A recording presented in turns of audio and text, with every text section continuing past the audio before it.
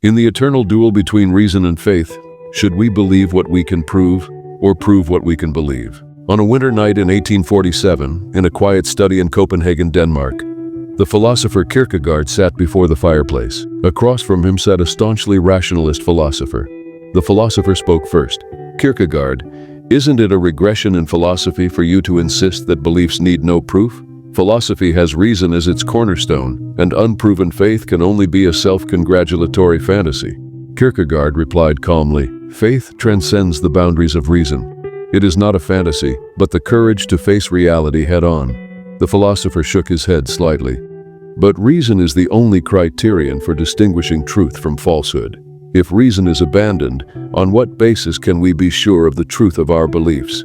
Kierkegaard answered quietly but firmly, reason can determine truth and falsehood, but it cannot determine how life is chosen. Faith is not a conclusion reached by reason, but a decision made in the face of what cannot be proved. The philosopher fell silent for a moment and whispered, your faith implies that one must risk being wrong by believing what cannot be proven. Kierkegaard responded matter-of-factly, it is precisely because there is such a risk that faith has real value.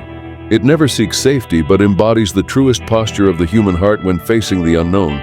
True faith is not the certainty that waits for proof, but the inner certainty that endures even when certainty is impossible.